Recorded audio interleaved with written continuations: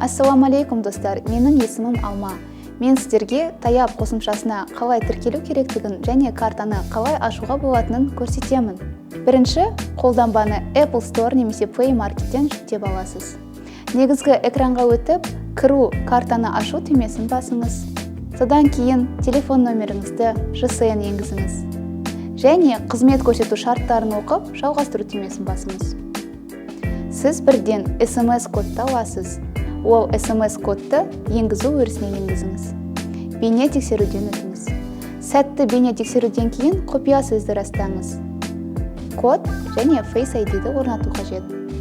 Осыдан кейін сіз картаға тапсырыс беру бетіне бағытталасыз.